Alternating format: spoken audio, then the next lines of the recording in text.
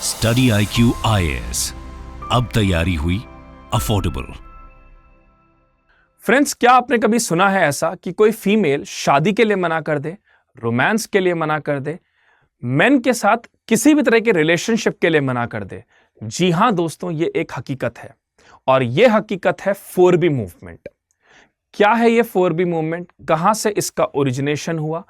क्यों ये एक तरह का एक ऐसा मूवमेंट बनता जा रहा है जिसने विमेंस के सोशल अपलिफ्टमेंट के ऊपर बहुत बात करी है? साउथ कोरिया से शुरू हुआ मूवमेंट आज कैसे यूएस में एक मोस्ट ट्रेंडी टॉपिक बनता जा रहा है? समझते हैं इस 4B मूवमेंट को डिटेल में इन दिस पर्टिकुलर वीडियो।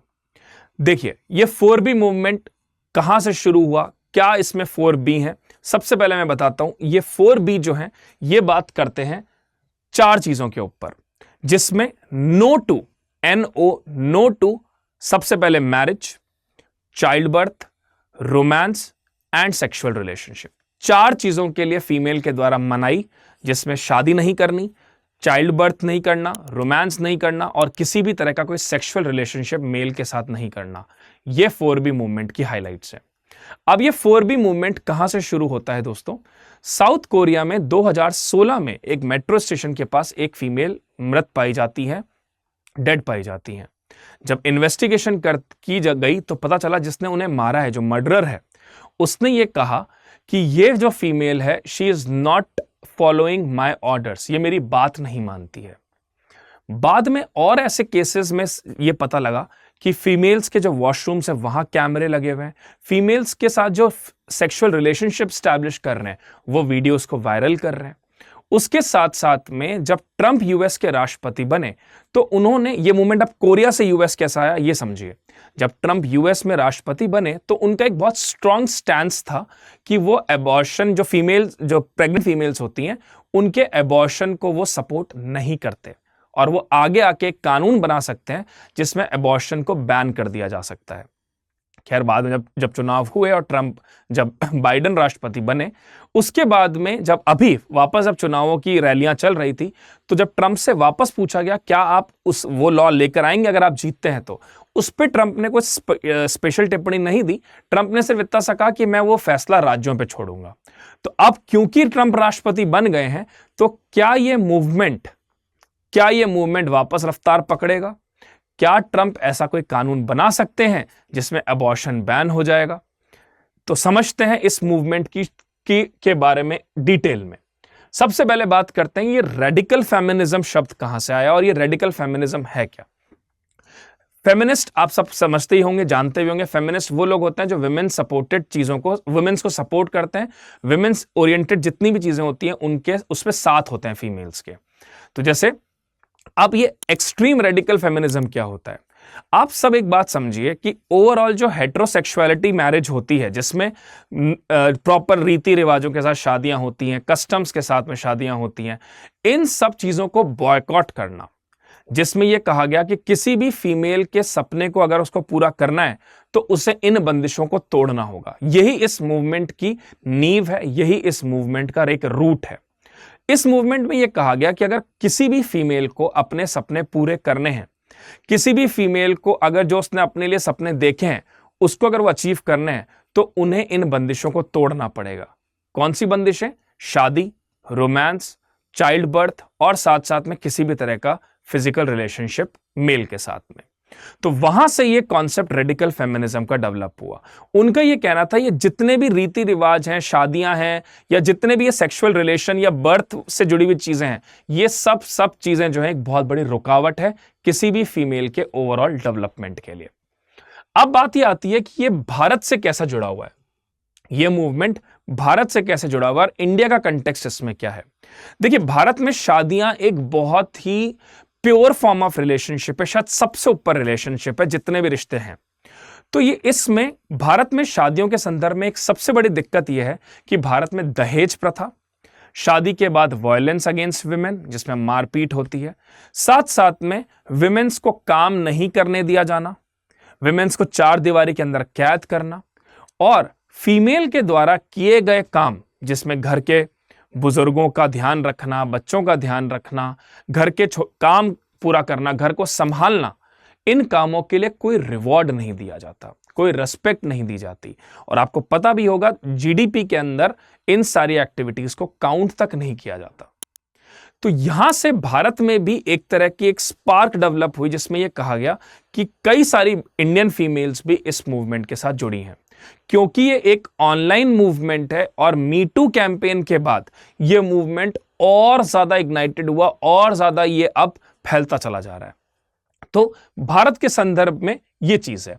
आगे अगर मैं बात करूं, यही मूवमेंट एक्सटेंड होता गया और इस मूवमेंट का नाम बना 6B40, जिसमें ऐसी कंपनियां जो कि वो सारी कंपनियां जो कि फीमेल्स को सपोर्ट नहीं करती, वो सारी कंपनियां जो कि फीमेल्स के ओवरऑल वेलफेयर की बात नहीं करती, वो सारी कंपनियां जो कि प्रेग्नेंट विमेंस की रेस्पेक्ट नहीं करती, इन सारी कंपनीज को बॉयकॉट किया जाए।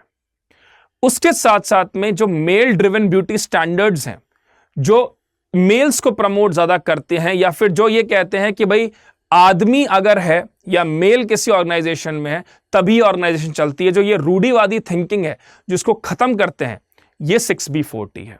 तो 6B40 एक स्टेप और आगे है, जो ऐसी कंपनीज को रिजेक्ट करता है जो कि फीमेल सपोर्ट सिस्टम या प्रेग्नेंट विमेंस को सपोर्ट नहीं करते, जो फीमेल्स के अगेंस्ट हैं, जो ये बोलते हैं कि अगर फीमेल्स को मान लीजिए पीरियड्स हो रहे हैं, they are not respecting that, they are not respecting their emotions, so they are boycotting these particular companies. Then एक आर्टिकल शैला ने पब्लिश किया था, that is love your enemy. इसमें तो फेमिनिज्म एक स्टेप और ऊपर चला जाता है। शैला ने यह लिखा कि अगर फीमेल्स को घेटोज में रखा जाए, या फीमेल्स को गैस चैम्बर में बंद किया जाए, या फीमेल्स को जमीन के अंदर दफनाया जाए, उससे बस थोड़ा सा ही बेहतर है ये ट्रेडिशनल रीति रिवाज और शादियां। ध्यान से सुनिए फ्रेंड्स, शैला का यह कहना था कि अगर फीमेल्स को घेटोज में रखा जाए, या फीमेल्स को गैस चैम्बर्स में बंद कर दिया जाए, या जमीन में दफना दिया जाए, उससे बस थोड़ी सी ही बेहतर है ये मैरिटल रिलेशनशिप, चाइल्ड आफ्टर मतलब शादी के बाद बच्चे, और females responsibility and all that. इसका सुपर क्रिटिसिज्म हुआ पूरी दुनिया में। लेकिन आज बहुत सारे लोग इस चीज को सपोर्ट करते हैं कि अगर फीमेल्स जो हैं, कहीं ना कहीं उनके जो सपने हैं वो सिर्फ इसीलिए छूट रहे हैं, इसीलिए टूट रहे हैं, और कई सारी फीमेल्स शादी के बाद काम सिर्फ इसलिए नहीं कर पा रही क्योंकि ये जो शादी का कॉन्सेप्ट है, ये जो बच्चों का कॉन्सेप्ट है, और ये जो रोमांटिसाइज विद मेल वाला कॉन्सेप्ट है, ये उनकी ओवरऑल लिविंग प्रॉस्पेरिटी को, ओवरऑल ड्रीम्स को फुलफिल पूरा करने में सबसे बड़ी बाधा है। तो ये बात शैला ने कही लव योर एनिमी में। और ऐसा नहीं है कि ये मूवमेंट अभी के ही हैं, इससे पहले भी बहुत सारे छोटे छोटे मूवमेंट्स चालू हुए थे। जैसे यूएस में 1960s 70s में मूवमेंट था कि विमेंस को सेल्फ डिफेंस आना चाहिए, सेलिबेसी को प्रमोट किया गया। उसमें यह कहा कि अगर फीमेल्स को इंडिपेंडेंस चाहिए, फीमेल्स को ऑटोनॉमी चाहिए, तो उन्हें पुरुषों से दूर रहना चाहिए। साथ साथ में women's centric approach, women's centric communities को क्रिएट किया गया पूरे यूरोप में, पूरे यूएस में, ताकि फीमेल्स को की जो प्रॉस्पेरिटी है, फीमेल्स का जो डेवलपमेंट है, फीमेल्स की जो ग्रोथ है, इसको एक नया आयाम मिले। अब आप में से बहुत सारे लोग, और आप ये देखिए कि अब जो जिस तरह से ऑनलाइन का जमाना है और पूरा जो ये मूवमेंट है ये ऑनलाइन है, तो आप इसके अगर व्यूज देखेंगे तो 4.5 million people are viewing these things. तो अब यहां पर एक सवाल आता है, क्या सच में 4B मूवमेंट ही एक तरीका है जिससे फीमेल्स अपने लक्ष्यों को प्राप्त कर सकती है, अपने गोल्स को अचीव कर सकती है? क्या मेल्स और फीमेल्स साथ नहीं चल सकते? क्या मेल्स और फीमेल्स अर्धनारीश्वर नहीं हो सकते? तो यहां पर एक बात आती, शक्ति और शिवा शक्ति का रूप नहीं हो सकते? तो बात यहीं पे आ जाती है दोस्तों कि कुछ लोगों ने यह कहा, जो कि सेक्सुअल अप्रोच या मेल डोमिनेंस के खिलाफ हैं, उन्होंने भी 4B मूवमेंट को सपोर्ट नहीं किया। बहुत सारे लोग ऐसे हैं जो मेल डोमिनेंस के खिलाफ हैं, जो फेमिनिज्म को एक्सट्रीम सपोर्ट करते हैं, या जो बहुत बार ये कहते हैं कि मेल्स की वजह से फीमेल्स के सपने पूरे नहीं हो पाते। उन्होंने भी 4B मूवमेंट को सपोर्ट नहीं किया। क्योंकि उनका यह कहना है कि विश्व भर में जितने भी मेल्स हैं उनमें कुछ प्रपोर्शनेट मेल्स ऐसे हैं जो बहुत अत्याचार करते हैं फीमेल्स के साथ में, कुछ प्रपोर्शनेट मेल ऐसे हैं जो अपना डोमिनेंस एस्टैब्लिश करना चाहते हैं, लेकिन काफी सारे मेल्स ऐसे भी हैं जिनकी थिंकिंग में बदलाव आया है, जो फीमेल्स को अपने बराबर समझते हैं। इवन यहां तक कि नारी को मां देवी समान भी पूजा जाता है कई जगहों पर। तो यहां पर इनका यह कहना है कि जरूरी नहीं है man will always remain a man, हमेशा जरूरी नहीं है कि आदमी जो है मैन विल बी मैन ही रहे हमेशा, ये जरूरी नहीं है। बहुत बार ऐसा भी होता है कि अगर मेल्स की थिंकिंग चेंज हो, उनको रैशनैलिटी बेहतर हो जाए, या फिर उनको ऐसे प्रैक्टिकल चीजें दिखाया जाए जहां पे उन्हें यह समझाया जाए कि फीमेल का जो काम है, या जो फीमेल जो घर संभालती है, बच्चों को देखती है और जो बड़ों को देखती है, या जो फीमेल जो है उनके लिए एक बैक सपोर्ट है, तो हो सकता है ऐसे 4B मूवमेंट्स की जरूरत ना पड़े। तो दोस्तों, आपका इस पे क्या व्यू है, आपका इस पे क्या विचार है, जरूर मुझे कमेंट में बताइए। उम्मीद करता हूं आपको ये वीडियो अच्छा लगा होगा, ये मूवमेंट समझ में आया होगा, और इससे जुड़े हुए कोई भी चीज है तो आप कमेंट में जरूर लिखें। साथ के साथ एक बहुत इंपॉर्टेंट इंफॉर्मेशन आपके लिए, प्रीलिम्स की घंटी बज चुकी है, प्रीलिम्स का समय नजदीक आ चुका है दोस्तों। यह सबसे सही समय है प्री की तैयारी करने के लिए, इसीलिए स्टडी IQ आपके लिए लेकर आया है SIP प्लस बैच 2025 के लिए। यह बैच हमारा है 2025 प्रीलिम्स के लिए।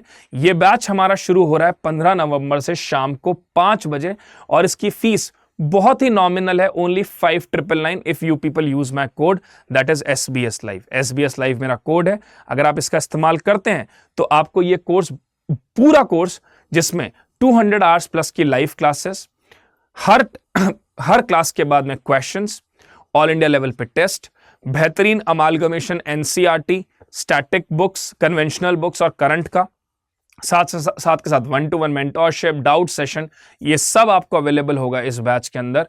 तो गाइज, देर मत करिए, इस बैच को जरूर से ज्वाइन करिए। और आज से ही हमारा एक नया बैच शुरू हो गया है, फाउंडेशन बैच फॉर 2026, जो कि आज शाम को 6 बजे से चालू हो गया है। अगर आप इस बैच में एनरोल करते हैं तो 1000+ आवर्स की live classes, answer writing, doubt sessions और भी बहुत सारी चीजें, मेंटरिंग, आंसर राइटिंग, बेहतरीन कंटेंट, ये सब चीजें आपको अवेलेबल होंगी। अगर आपका अटेम्प्ट 2026 में है तो इन ओनली 29,999 में, if you people use my coupon code. So I hope you all like this class. Thank you so much, and do mention in comments what you think about 4B movement. Study IQ IAS, अब तैयारी हुई affordable.